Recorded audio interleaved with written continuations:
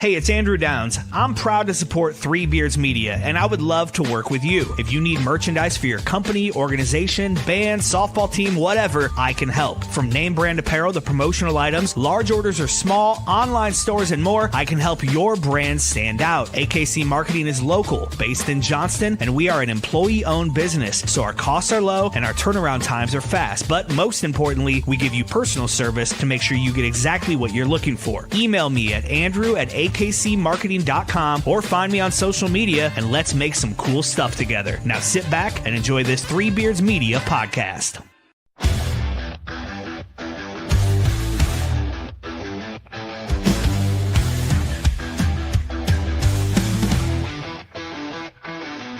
Red and gold on the edge of the sky, feel the rumble, hear the battle cry.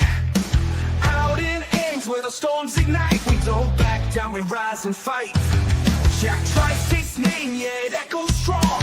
A story of honor still marches on. Through the rain, through the pain, through the fire we roar. Cause we were built to thrive in the eye of the storm. Feel the ground shake, hear the crowd roar. Cyclone power, can't take no more. Legends rise, this is our norm. We stand tall in the sigh of the storm. There's a cyclone blowing on the outskirts tonight. Jack Trice shakes when the team takes flight. Milton's rocking, hear the magical. We rise together, we'll never fall. Feel the magic, you can't deny. Marcus Stars are taking off straight to the sky. Brent, big play, Kirby making history. When the moment gets tough, that's the cyclone way. Through the trenches, through the lane, through the heat, through the rain. When the storm comes blowing, we embrace the fight. Cause the cyclones strike when the time is right. Feel the cyclones strike when the time is right.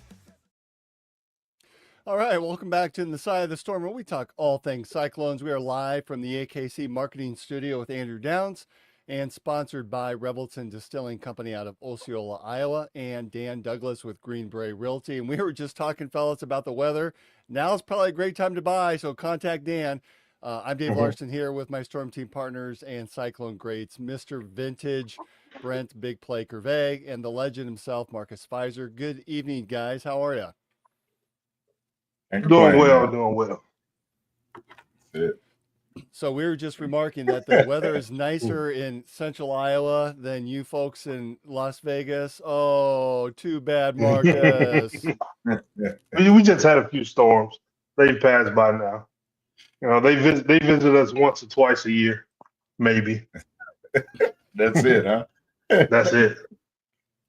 And we thought Brent was working overtime. Now you've got 2 farmers markets coming up. Is that right? Every Tuesday, Thursday? Yes, it's schedule's hectic, man. Farmers markets, out to lunch event is what it's called on Wednesdays. You know, Valley Junction Farmers Market. Yeah, it's trying to pick up on some of this busy stuff, man. That's all. You get some good stuff at farmer market, man. Man, it is. Love it. I finally got a crew now, so I got a couple people down there now, so I walk the market too, you know, in between, you know, ripping and running to get product and stuff. But yeah, I love the farmers market downtown. How do you have time? I've been down there, and the farmers market is just packed. I saw that they've expanded down yet another street. Yeah, man, you got to go at the right time, 7 to 9. That's kind of the window. Peak hour. 7 a.m. to 9 a.m. Like it kicks off at 7. Older crowds there. Streets aren't as flooded. But after 9, everybody that went out the night before is up. So ready to get to it. So that's when you run into no parking. You know what I'm saying? You're rubbing shoulders to shoulders, and dogs are out there, and you know the babies are out in the strollers, and there's nowhere to walk. So you're, you know, dipping in and out of traffic. It's crazy, but you know, it's still a good time. I mean, I know all the vendors appreciate it. I sure do. Well, there we have it. It's got to get there early. Yeah, I gotta get by. I gotta get by my local one because that's where I get my honey from. Like in the jars, it's like $40 or whatever. But I mean, it's worth it. Yeah, I get pretty much I don't know how big the jar is. A jar of it, like pretty much every month. But I'm so low, you know, it's raw honey. So once it get that far down, you got to put it in the microwave for about 5 seconds, you know, to get out a little bit. But when it's full, I can just, you know, I just get a whole teaspoon, and that's what I put in my tea. That helps with my allergies and stuff. But Mm. Yeah, we love the farmers market.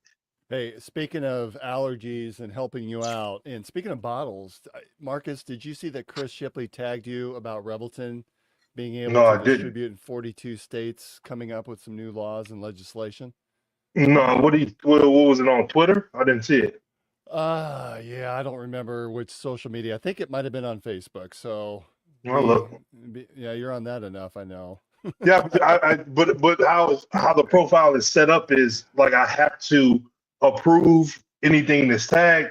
So like I have Ah, so many people replying and different things. Like you can tag me in something, and that alert will be so far down the thing that I don't even see it. So a lot of times, like I have to go in there and scroll up, and then I see it. And sometimes, like if someone's tagged me and I see it on the alert thing, then I click it, and then it'd be like 15 to 20 different tags that a week and a half ago. Then I go back to add to my profile because That's, the fan base that I got out there.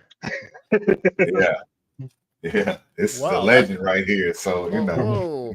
it takes a minute to get through to him. So Visor's Gotta getting Nah. have that. tagged at left and right everywhere.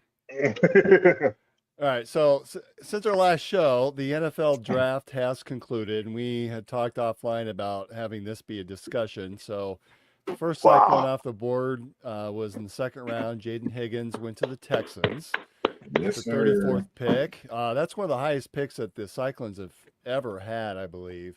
I like Darian, that. Darian Porter goes to the Raiders, your Raiders, Marcus. Hey, Yes, sir. 68th pick in the third round. And then shortly thereafter, Jalen Noel got picked up by the Texans. So we're going to have not one, not two, but three Cyclones playing for the mhm. Texans. Assume that they all make the team. So, of course, we have Xavier Hutchinson, who's Hmm. been with them for a couple of years now. That's a pretty remarkable story to have three Cyclones on the same team. Then the Yeah, fourth pick was in the fourth round. Boy, four Cyclones in 4 rounds. it's That's crazy. pretty special. Jalen Travis, Yeah. offensive line, got picked up by the Colts. Any thoughts of the draft and where the Cyclones players have landed? Man, Go testament to ahead. progress, man. Yeah. Right. Testament to progress, man. Campbell does a great job of developing guys. And I mean, Darian Porter is probably the big story, right? Kid that comes in, doesn't play much, and head down, keeps working, but, trusting the process and the system and jumps off the board.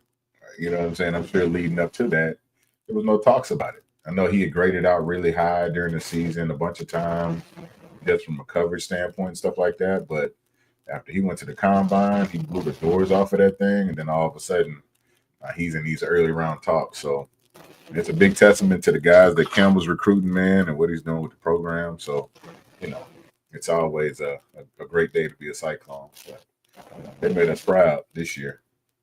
And what's With the dope to remarkable, see. Brent, is we're talking about in today's pay-to-play format where kids are transferring almost every season.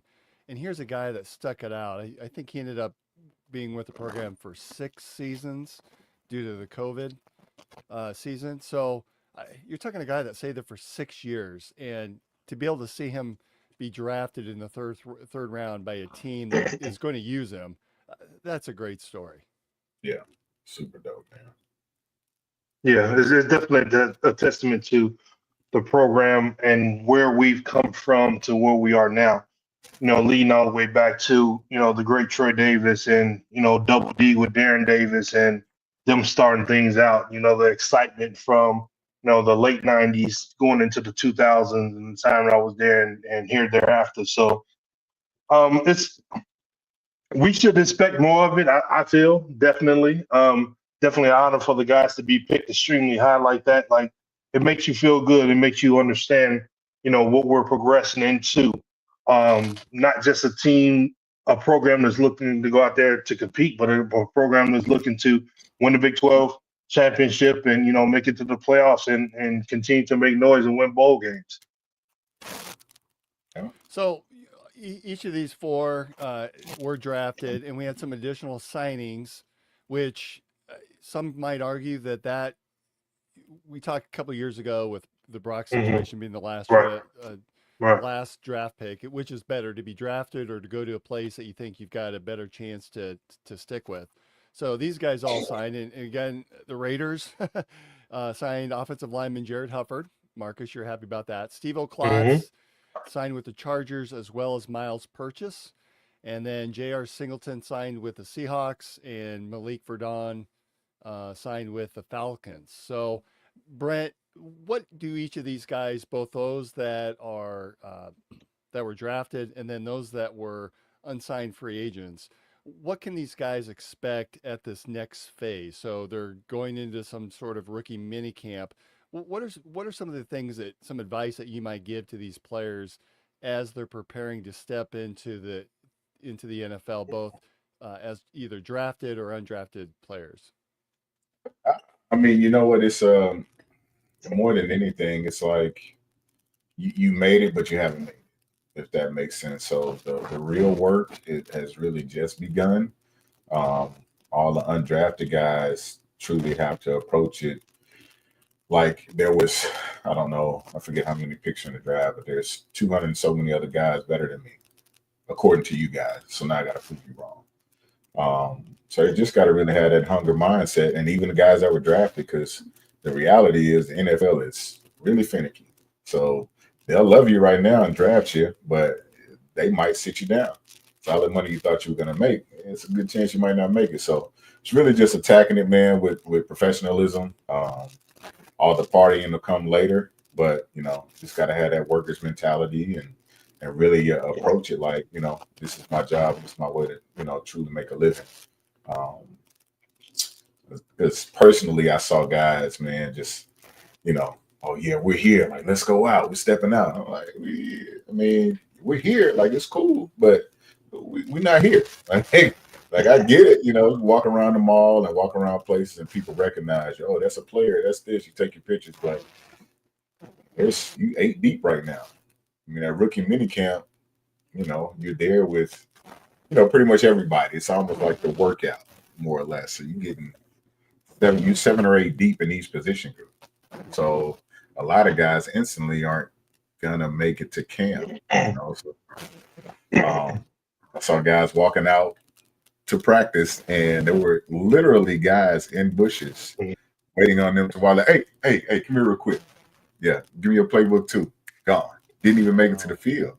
Like, it is like a for real. Like, guys arrived to training camp. We went to Wofford College out in South Carolina. Wofford College. And, team meeting, everybody just checked into the dorms, walking over to the team meeting. I mean, I'm watching dudes like, yeah, everybody do this. Yeah. Hey, Jude, come here real quick. Hey, real quick, come here. You made this trip and this commitment to be here now. And they're telling you, hey, yeah, nah, it's time to go. Like, that's how cutthroat the business is. Like, but, so as long as the kids, not kids, sorry. These fellas approach this with, a worker's mentality, man, I think they'll all be fine, because they're all, special talents, and their work ethic is crazy, just watching them throughout the years and stuff. So I think they all really do have a good shot at making their respective teams. So don't be signing a long-term lease anytime soon. Yeah, I mean, I keep it close to the vets for right now. I'd wait until those final cuts. That's all.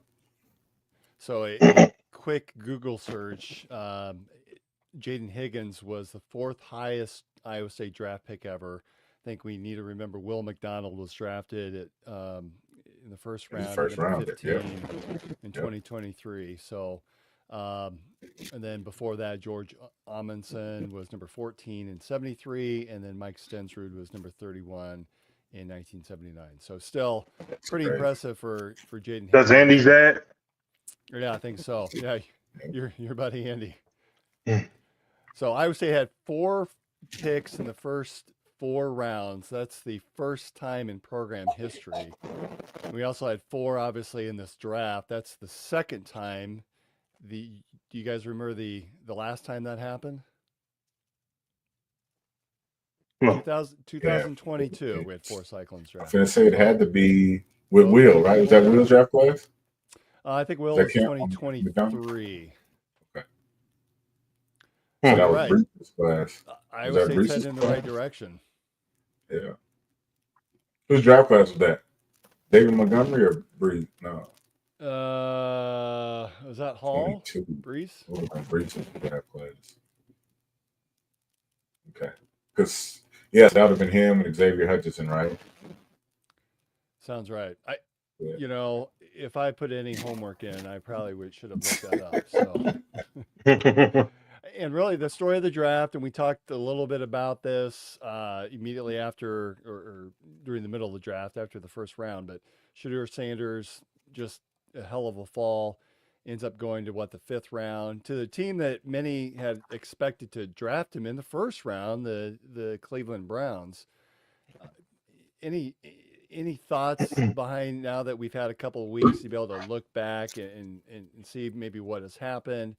I don't know if you guys saw this, but there was a quote, anonymous John Doe fan who's filed a $100 million lawsuit against the NFL because of Shedeur's draft fall, and claiming that this John Doe, not Shedeur Sanders, suffered emotional distress and trauma as a fan and as a consumer. Is he a Browns fan? I don't know. That's crazy. $100 million lawsuit because of one player's fall into the draft. It's America. Well, I personally think with everything that came behind it, it's going to be some kind of investigation that go forward. Because I mean, it was a little too much to. I mean, because we've heard this has to be the most watched NFL draft ever. Because I mean, we went day 2 and day 3. We all was still, watching the draft. I personally seen more guys drafted in the NFL that I've ever seen ever in my life. Watching and just seeing what was going to transpire. So I personally think it's going to be some kind of internal investigation. If we ever hear anything from it, probably won't. But if there's ever anything valid about any kind of collusion or something that's going on, you may hear about it then, but you probably won't hear about it. I mean, he gets in, make the team, have a great career, start off really well. No one's not going to think about it anymore. Yeah, it's, the NFL just wants you to know that you're never bigger than them. And I think that's kind of what the idea was, the ownership but groups. To the fifth round, that just seems like a heck of a drop, though. I can understand pushing him to the second or even the third round. The fifth round, I don't know. The guy threw for 4,000 yards. He has. You could see him play. I don't know. Maybe I know nothing about football, but he seemed to have the intangibles. It got to the point. It got to a point. To me, it was like every time someone came around to needing a quarterback and didn't take him, the next team that needed a quarterback and didn't take him, they said, "Well, let's see if this is going to go around one more time." Where and then it kept going and kept going and kept going until the fifth round, to where it was credible sources saying that the Eagles were going to take him at that next pick, and Cleveland moved up one pick before him and drafted him. Well, you had 3 times to draft him before then, and then you took a QB before you took him. So that comes to the part where it makes you wonder what's going on, because if you needed him or you wanted him, if at least one pick before the other QB that you took before him, which you thought he was better than, now you're picking him to stop another, organization from getting him. Because I think he would have been great, backing up Jalen Hurts and learning a whole lot from him and all of that, So, but he's in Cleveland. I don't know if that's the best place to be according to a lot of football players, but hey, I mean, he's gotten his opportunity. Yeah, I think he's a chess piece, and I think that's why they drafted him there. Personally, I think it's a business, and they know who's going to sell jerseys. He's going to be involved in the community wherever he goes. So it's one of those things. I think he might get a little at some point, the fans, I think, will cheer for him to get in the game before they cheer for the Dylan Gabriel Mhm. kid to get in the game, right? So I think they let him kind of show what he's worth, and then like, all right, boom, they offer him as a chess piece to, build a roster elsewhere. But um, I think he was like a second round draft guy personally, just because you got to think about it. If you need a quarterback in the first round, your team sucked. And for Shador to get on a trash team, realistically, that was going to be too much to build up for him because Well, really, there he were got only stacked way too many times in college. 3 or 4 Like, teams that needed a quarterback. right. Yeah. So it's, I mean, I think it's a chess piece. It's one of those. They're gonna see how well he does in the community type of deal, and they'll give him some burn, a little bit of love. But I mean, the kid's gonna sell jerseys. He's gonna do all the other good stuff. That'll make him marketable elsewhere. But I think I was just watching a podcast the other day about the team that drafts him is essentially the head coach is essentially drafting their replacement with Deion potentially coming Yeah. in a I've year or heard that two, right? too. So, which I mean, it does kind of make sense, given his rise. Because Deion is clearly not a bad coach. He knows how to fundraise. He knows how to get guys in, so on and so forth. But yeah, I think Shador he doesn't have anybody to learn from either. I mean, it's so much I want for the kid, man. I wish he had a vet like a Jalen Hurts. That would have been great for him to sit behind. You know really what? I'll dispute that though, because remember the Browns still have Joe Flacco, or they re-signed Joe Flacco. Flacco, I could see as being a guy that they turn to and say, "Hey, look, we need you to mentor." And I don't know, something tells me Joe Flacco's at that point in his career, he's just going to be signing 1-year contracts because he's got He is. nothing left, and he's a for coach, sure. right? I could see him being that guy to come in and mentor. And so, of these 5 quarterbacks, which one or two get dropped?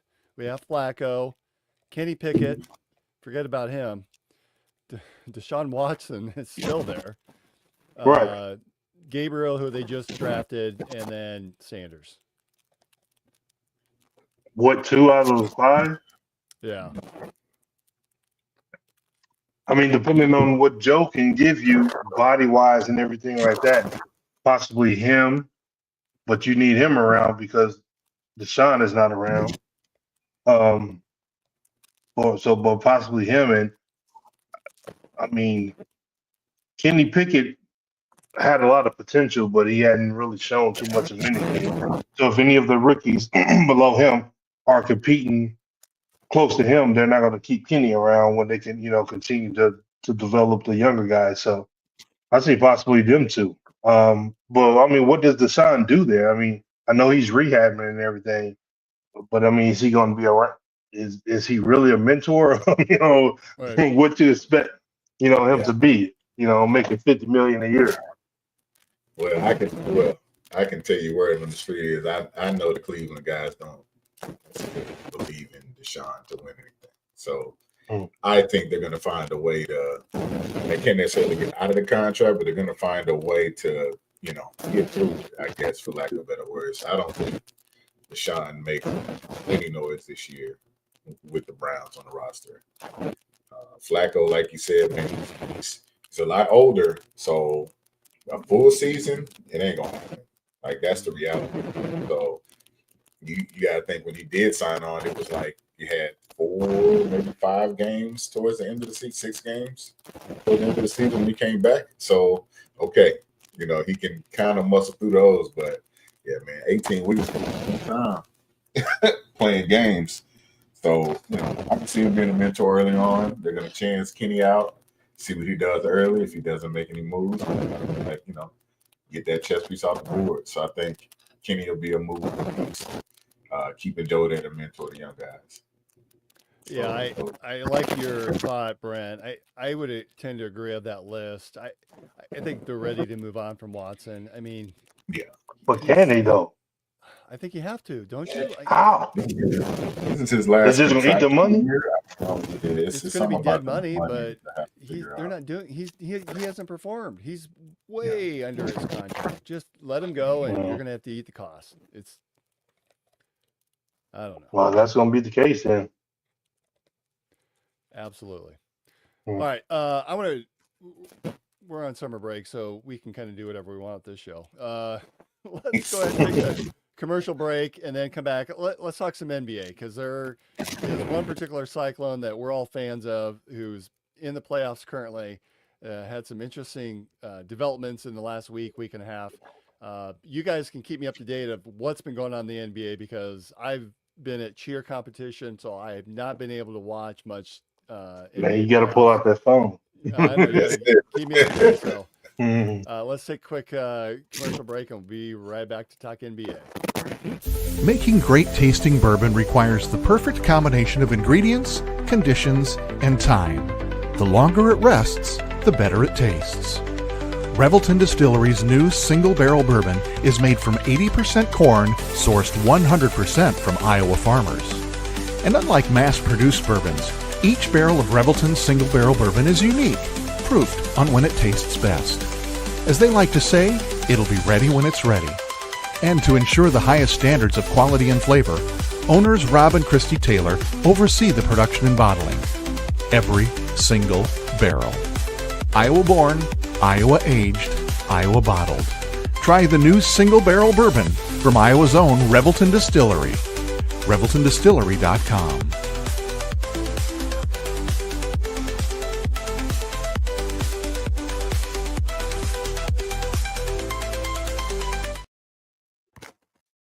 Man, the Knicks pulled that one out.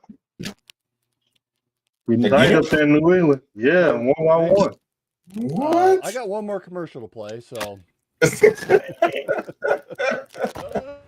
When energy meets precision, anything is possible.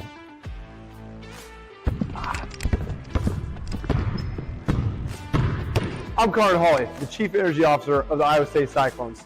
I'm full of energy on and off the court, but nothing gives me more energy than helping families find their dream home.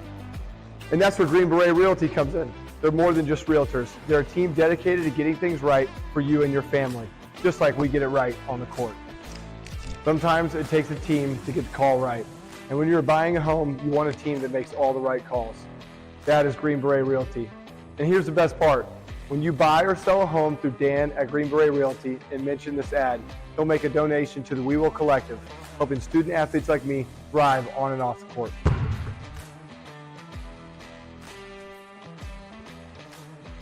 Green Beret Realty, because getting the call right means everything.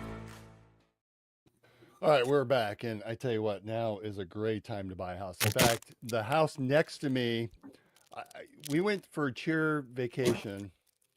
The family was moving out to my side. I had no idea that they were moving. They moved out on Saturday, Sunday. We left town on Wednesday.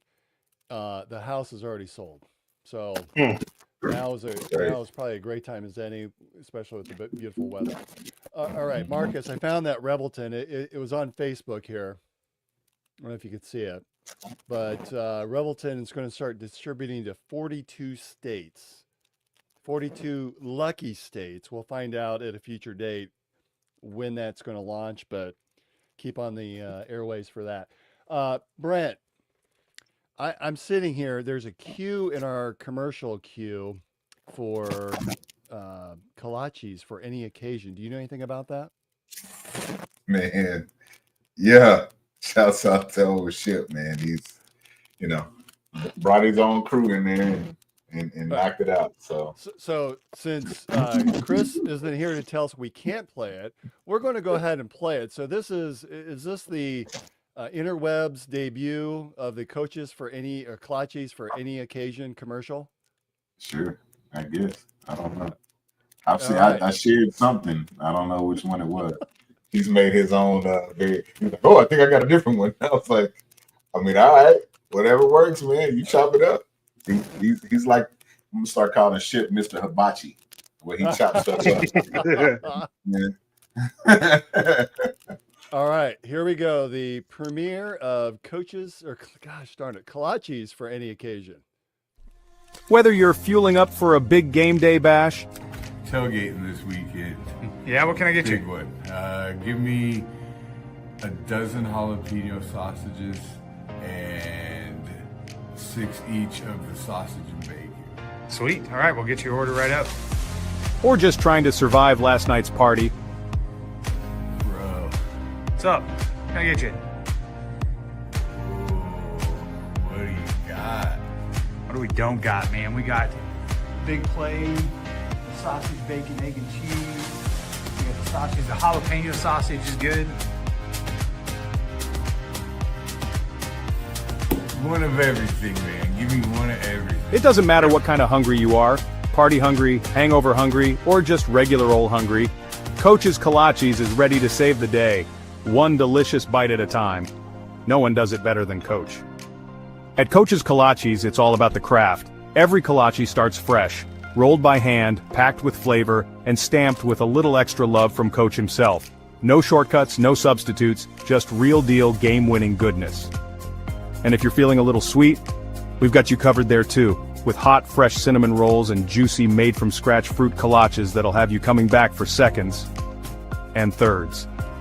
Swing by and taste the tradition at Coach's Kolaches, right off Hickman and 100th Street at 2700 100th Street in Urbandale, or call ahead at 515-802-6200. Whatever the game plan, start it with Coach's Kolaches. There Dope. it is, the premiere. It's the Hibachi himself. That hangover one was fun. He was about to spend about $100. Right. What was that like going through having? I think that was the not Dam to Dam, Drake Relays half. So I wasn't able to make it in, but I see Bill Blank. Yeah. Bill Blank was there. And obviously you were another co-star in your own commercial. What was that like having a film crew come in and film? I don't know. I forgot the lyric. I ain't new to this. I'm true to this. But I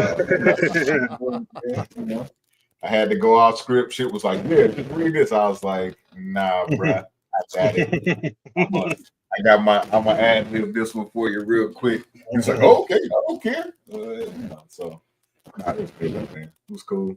Shit came in. I didn't even see all the other stuff him and Buddy was doing because I was literally in the back trying to roll kolaches as they were, just go out front and do this. I was like, hey, do your thing, man. So, yeah, shit did a good job, man. Did a good job. That's fun. Congrats. Hopefully that we can get some more business coming your way. I'm a big fan of the big play. That's with all the meat in there. Yeah. And I love the rolls. Well, yeah. Gotta be careful how you put that together.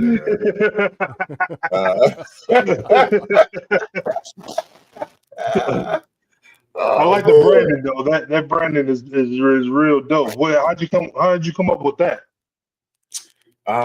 Man.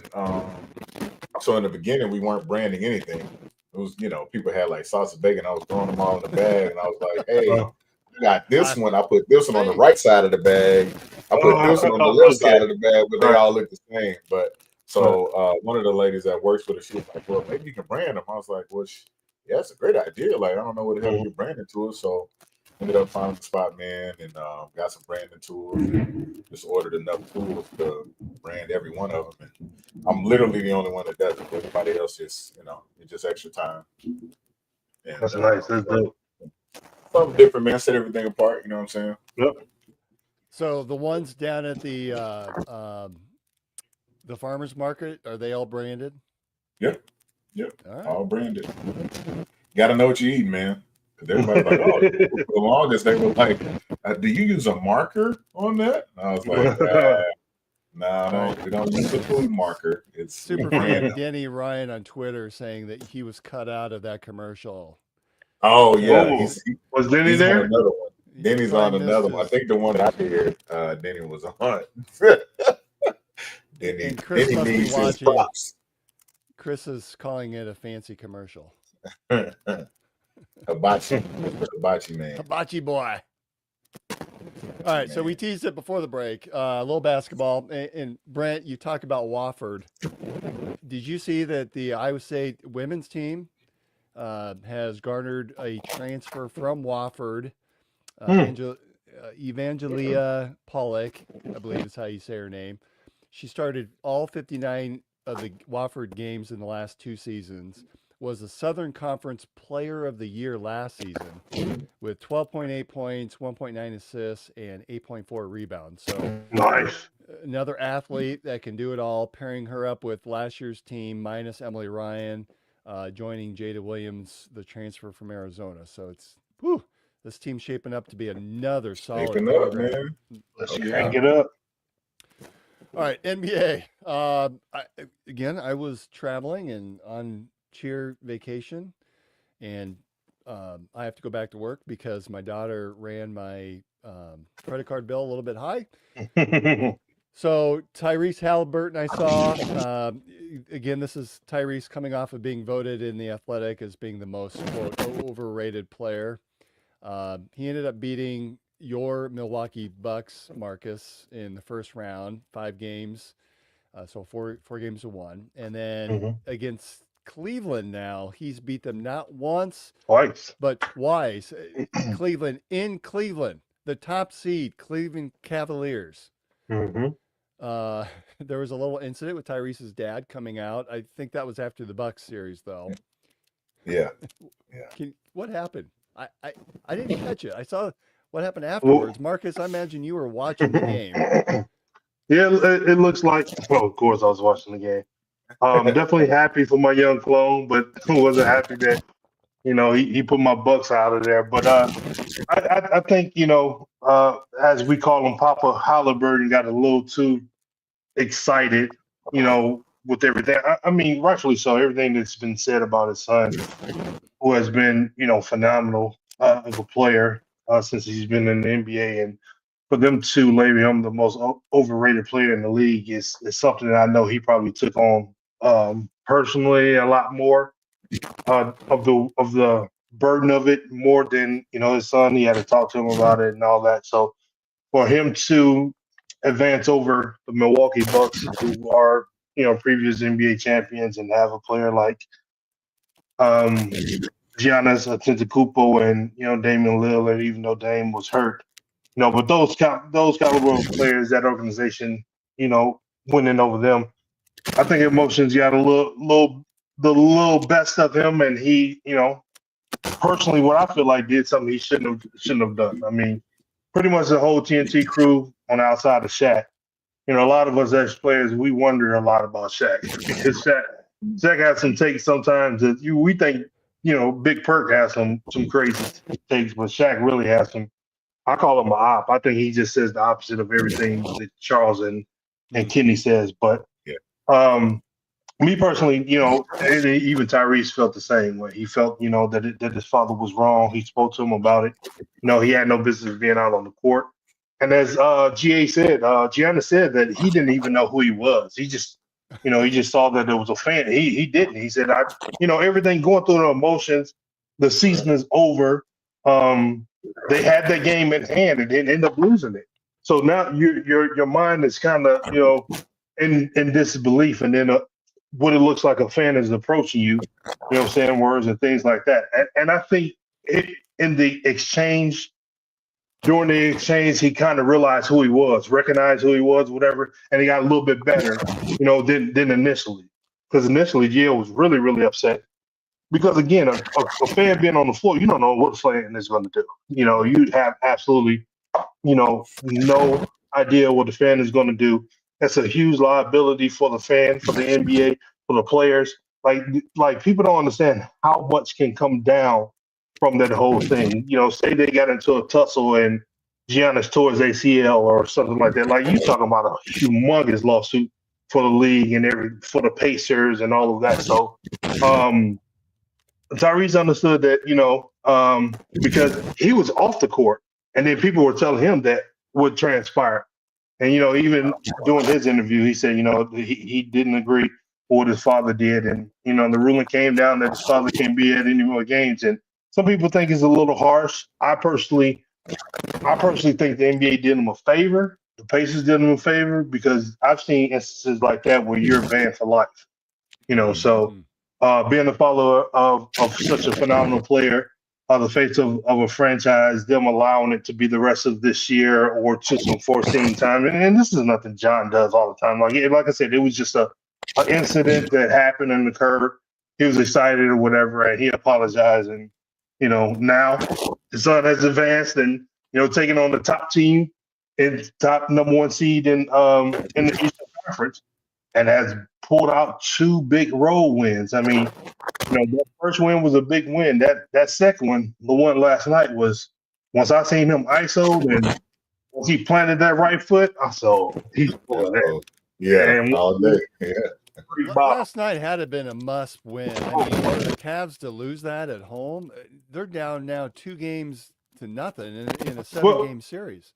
Well, I don't know if it was a must win for the Pacers. Like, No, the Pacers, I think for the Cavs, absolutely for the Cavs. Absolutely for the Cavs. When you're on the road, like in a 7-game series like that, the first 2 is on the road. You try to go in there at least to get one. And if you get the first one, if you get the first one, you figure, okay, they're going to come out harder. If we compete, if we lose this one, we still got home court advantage now because we go back home. But to sneak out 2 of those, I know they're feeling good. And India's playing tough. Yeah. India's playing tough. Yeah. Well, and Cleveland got up. We were thinking about doing a show last night, and I started watching that. Cleveland was up by 15, 18 points, and Cleveland they wouldn't quit. And Mitchell had 50 points. Like, I know they have a lot of they have 3 starters, I think, that are out right now. But I mean, being the number 1 seed, you should be able to. I think 2 starters and 1 key reserve player and Hunter, but I thought they was going to lose that one. And then we come into tonight and see the Celtics has lost 2 games in a row at home. Now they're down 0-2.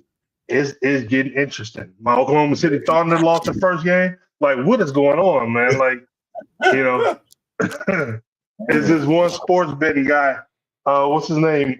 Big B Titty. He be doing all of the, putting people like his name is Brian Titwell. So that's where you get that name from. Brian Titwell. But he's a well-renowned sports bettor. And like on Instagram and Facebook, he always talking about guys are betting and stuff like that. Man, his videos be so I am waiting to see this one from the Celtics. Them losing game 2 at home. I am waiting to see this one tonight because he be pissed. Well, and of course the Lakers lost. Frustrating. Is this the end of Bron? You think Bron comes back another year, Mark? What you think? Yeah, I think he comes back a year. I think Bron is looking to try to do again what he did with Bron. It's been quiet about it because now Bryce is going into college, and if he has anywhere close to the season that Bronny had, which was a whopping 2.5 points a game, the case may be, he had that heart issue too. Oh yeah, and he had that heart issue. But I think that's what he's trying to do. I think he's going to give it, I say, another 2 to 3 maybe years, and see how everything plays out. But I mean, he's gone this far. Why not? I think Vince Carter has the record, 22 seasons. This is his 21st. He definitely not going to stop 1 year behind it. Oh, yeah. To exceed that by a year or 2 or whatever, I think is what he's looking to do. I mean, at this point, if he gets another championship, if he doesn't, it's definitely not about the money. So I think it's more so what he can do for the boys and go from there. So you guys have both played at high levels and you've coached at high levels. What have you seen anything like that where you've had a parent or a fan maybe, but probably more parent that's just been crazy like that, that's come out on the floor, that has had a situation maybe with a referee or an official or another player, similar to what we saw with John Halliburton? I feel like that happens more so in basketball. Yeah. Just because of, obviously, there's so many of us, and we're so far away from the fans. Like in football, basketball, you're literally on the court with the guys. So right. At some point, the you fans guys are wearing feel helmets and shoulder pads. Right. Too. Nobody really knows Yeah, so I think if it does happen, I think it happens. And at any rate, I mean, it's no secret. You're not approaching football players the way you're gonna approach some basketball players. So Yeah, you know, you're not approaching, Miles Garrett, when you're fingering his face. So it's this little different thing. But I've had occasions where, I mean, even here in Vegas, it was on a high school level, and it's gonna be a throwback name. Like my AAU team that I was coaching got into a little scuffle with Sam Mack. And so, like, everything that was going on, Iowa State Sam Mack. the Iowa State Sam Mack. And so, like, everything that was going on, the kids, they had to cut the game off, disqualify the game, everything. And me and him was talking, like, because a lot of people don't know Sam's, like, history and basketball career and stuff like that. More so the younger people may know me a little bit more, and people don't know our connections with Iowa State and the NBA and all that different stuff. So we were able to talk and get everything squashed, but it does happen, and it can escalate extremely fast. So what'd you do? Look at Sam Mack and say, "Hey, we're Cyclones." Let's I mean, it was more so he was getting into it with another, one of the coaches on the bench and all that different stuff. So I got in between the whole situation, like, but the kids are now at an uproar doing everything that they're doing. It wasn't nothing malicious, anything like that. But, during AAU, the referees are looking for a reason to not call the game anyway. Yeah. So, that's one of the most, I guess you'd say, the most physical or confrontational situation that I've had in, like, coaching. But it does happen way more often in basketball, than in football. I would agree. It comes up every so often on social media. You see that one kid that came out and just jacked a referee, took him down, and I think concussed the referee on the football field. But you're right. I don't see that as often as I do basketball. I didn't see that. I'm sure it's an older one because I've seen it a couple different times happen where the player came in off the sidelines. I think there was an incident during a play, and the referee called a penalty, threw a flag, called a penalty, and the player came running out from the sideline and just took him out. Oh, yeah. Kind of scary. That's weird. I had a couple situations when I was coaching. One was, it was like a sub varsity, like 7th and 8th grade level. And, it's one of those, it's not supposed to be a real competitive. It's a learning at that time, more of a learning environment. And so, the referees on that are not paid, or if they're paid very little. And they're high school kids, if that. They're just coming out and learning how to do the moves and have some authority out on the basketball court. And there were some plays that were not called, and which is going to happen at that level in particular. And so a parent really thought very highly of his son. His son has some talent, but every time that son went to drive, he felt like his son was getting fouled. And at one point, I mean, I had to go over and ask him to quiet down during the middle of the game.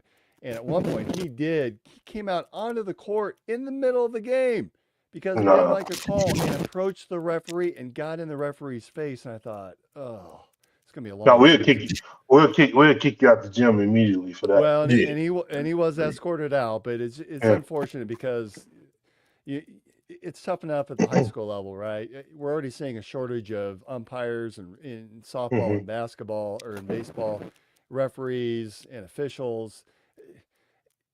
We can't make it more difficult on those folks than what it already is. So, you hate to see something like that happen, because it's really the fan that needs to get under control, and they make it.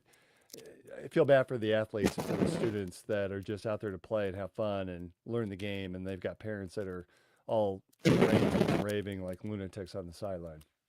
Yeah, it has a lot to do with, the internet, social media, things that get posted and all of that, which I'm personally not, against any kind of baseball, football, whatever, basketball. I'm not against no kind of replays. Like, if there's something that's questionable and you can, stop the play and get it right, stop the play and get it right, because, it's too much on the line at whatever level, at any level, than to not get the play right. And, they complain all the time about how long it's taking in the replay booth and all that different stuff. I don't care how long it takes. Unless it takes an hour or so, but it's not going to take that as long as we get the play right. And so, but even for me, even in basketball, how they have the challenges and stuff. Like I feel like if you challenge and you get the challenges right, you should be able to keep all your challenges. Like if they give you, 3 challenges or whatever, a game or whatever, and you keep winning and you get to your last challenge and you keep winning, let's just stop playing and keep getting it right. So that's one of the things. If you're one of those coaches that want to challenge and you don't get it right, then you lose your challenges. But if you keep getting it right, then keep giving them back to them, because at the end of the day, it's important to get these plays right, because you're going to blame the referees if you don't get it right anyways. Mm-hmm. That's a good call. Can't disagree with you on that.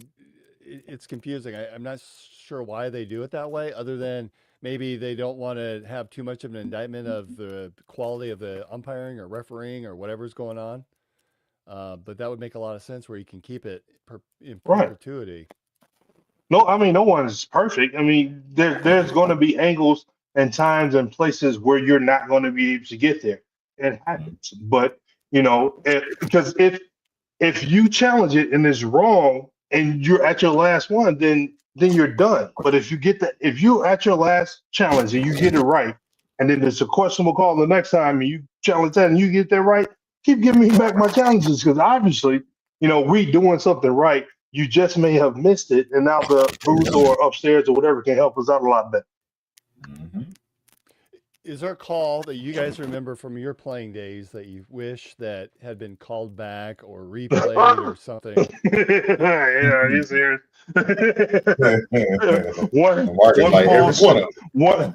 Paul Shirley half-court pick that he was setting. Are you serious? Right answer. Right answer. There's only one answer to that. Absolutely. But that was back then, before any kind of replay. Oh, yeah. Like, man, do they even have challenges in college? I don't think they do. But I think the referees are the ones that After pick it. 2 minutes. After 2 minutes or something like that. Well, remember the play this year with Nate Heisey going in, and he got called for an offensive foul when they were looking at it to see if it was a defensive foul. On the halo, they call it a halo infraction or whatever. That was what the referees were using to look at to see the level or the degree of severity for the foul. Yeah. But I think those are the only ones that are out there today. So I don't think a coach, like in the NBA, they can't just go. I think it should be. I think it should be just like the senior level of whatever, personally, of that sport. I don't know the differences like in football, and Brent maybe because can attest to that more, because even like in football, you catch an interception diving and you hit the ground and now you down. Man, let that kid get up and run the ball. Like, why are you killing that play? I don't get that. Like, if we're trying to advance these kids on to the next level of the pros, make it closer to what the pros in it, instead of changing so many different rules with that. Man, I hate it. Boy, you talking about something I hate. Picking up a fumble and a knee down and you can't get up, ain't nobody touch them. Right. It blows me too, man. Like a pick, you don't give yourself up, but you're down right now. It's 1 foot in versus 2 feet in. Like that one too. They have to prepare for this, and this is where everybody. Right. Why not keep that the same? Like a lot of this stuff needs to mimic the professional level. Right. So. All right, we are approaching an hour, and I think we had all agreed to keep these summer shows a little shorter. We've not done a very good job. So let's close out on this. Greatest superhero ever. Greatest superhero. Greatest superhero. I'll give you one. Mighty Mouse. That's my favorite one as a kid. Mighty Mouse. Because it was the little guy that came out on top every time? Yeah. That's it, man. Man, Mighty Mouse. Okay. Uh, That was not on the bingo card, but I like it. But what's considered a superhero? The Marvel guys considered the superheroes, or Yeah. Mighty Mouse is. Anybody. well, I personally have always liked the Hulk. I've always liked the Hulk. The Hawk? Hawkeye? From No, Marvel. not- The Hulk. no, the Oh, Hulk. the Hulk. Oh. Yeah, the green- Incredible green guy. Hulk. Okay. Right. I liked him Especially- until Thanos whooped his ass, and then that was. I mean, damn. That's Thanos. That's Thanos. I had so much love for Hulk, and then he just like, oh no, all of that when he wouldn't come out, he was just like, go fight him. He's like, oh, no, fight. That's a different. You're the That's a Hulk, different bro. dude. What He got those infinity rings. Once he snapped his fingers over. But Brand, I've always liked Hulk. that was a movie. The Hulk would take him out in real life, wouldn't he? happened? Shit, Like he it's did. all- What's his name? Yoki or whatever. When he Oh yeah, when he was doing all that talking, he just yeah. man, I must have died laughing in the movies when we saw that. My wife was like, "That cannot be that funny." I was cracking up. All right. So Denny on Twitter again has said it's Batman because he's a common guy with money, no People say that. special powers. A lot of people say that. My older brother said he liked every Batman except Val Kilmer. And I said, "Why? Why you ain't like Val?" He's like, I just didn't like his face in the mask." A lot of people say that about Batman, though. All right, fellas, that's been another edition of In the Sky Storm. So we got to figure out our schedule next. I think we've debated on whether we're going to go Tuesdays or keep it at Wednesdays. So we'll just ask everyone to stay tuned, and we'll try to get that out in a little bit more advanced notice. As for you, We'll get guys, it figured out. We'll figure it out. Yeah. Have a great evening. It'll be in 2 weeks. Thanks everyone for joining us again. Thank you very much to our sponsors, Revelton Distilling Company, Green Beret Realty, and of course our studio sponsor, Andrew Downs and AKC Marketing. Good night and go Cyclones. Shit.